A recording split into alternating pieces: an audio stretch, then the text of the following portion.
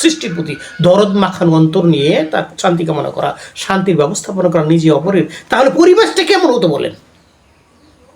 কিছু কার্যক্ষেত্রে ব্যতিক্রম থাকবে, দুষ্ট শক্তি আছে, অপশক্তি আছে,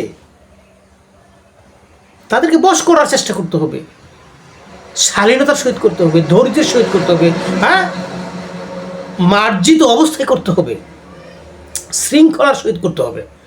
বেশিগুলো আমরা এইভাবে চিন্তা করি, এগুলো করতে গিয়ে নিজেকে ঠকতে হবে, নিজেকে ত্যাগী হতে হবে, নিজেকে ছাড় দিতে হবে, নিজে কিছু কষ্ট পেতে হবে, লাঞ্ছিত হইতে হবে, অপমানিত হইতে হবে, এগুলো নিয়মিত। এটা মহামানবরা পৃথিবীতে এসে এরকমই করেছে, কি করেন নাই?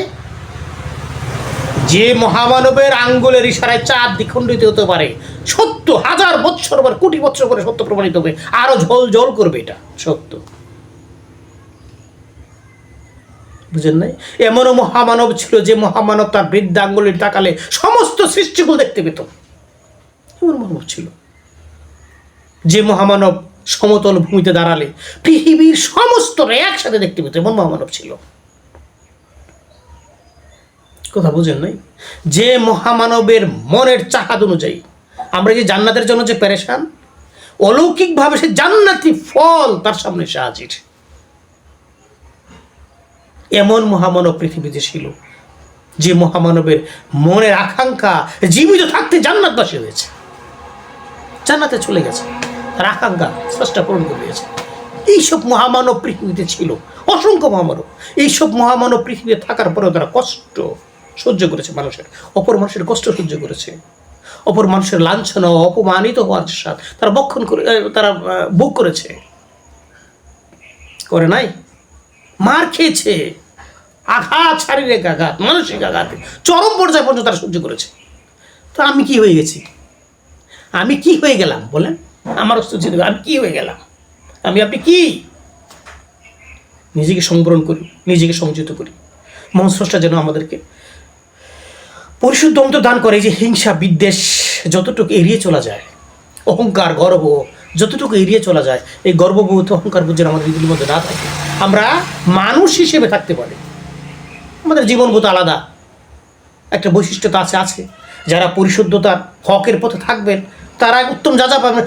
মহান স্রষ্টা পরকাল তো রেখেছেন, হিসাব নিকাশের জন্য রেখেছেন তো, নাকি শুধু খালি আল্লাহর এক শ্রেণীর বান্দাকে ফতোবাজি করার জন্য রেখেছেন, যে ফতোবাজি করি শেষ, উমুক ভ্রষ্ট, উমুক নষ্ট, উমুক জাহান্নামী, উমুক আগুনবাসী, এই ফতোবাজি করার জন্য স্রষ্টা সৃষ্টি করেছেন? এটাই তার উদ্দেশ্য? সাবধান, এগুলো ভ্রান্ত পথ।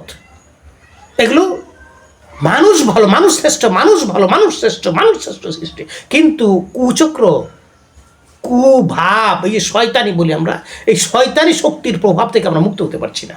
আর শয়তানি শক্তির প্রভাবে যারা এরকম মোহাবিষ্ট, তারা এরকম করে থাকে, নিজেকে সংশোধন করার জন্য যথেষ্ট সুযোগ থাকে স্রষ্টা যদি দেন।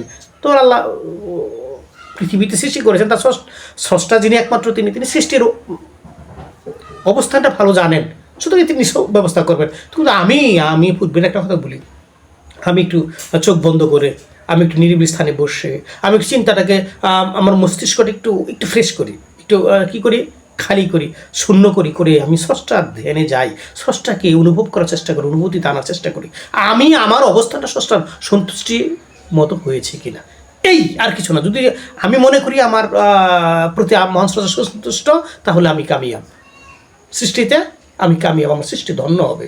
আর যদি তা না হয় তাহলে আমি বিপদগামী হব, অশান্তির বেড়া জালে আমাকে আটকে যেতে হবে। সাবধান, মহান স্রষ্টার কাছে আমরা এই ব্যাপারে সমস্ত ভালো যা আছে তা, মঙ্গল যা আছে তা ভিক্ষা চাইব।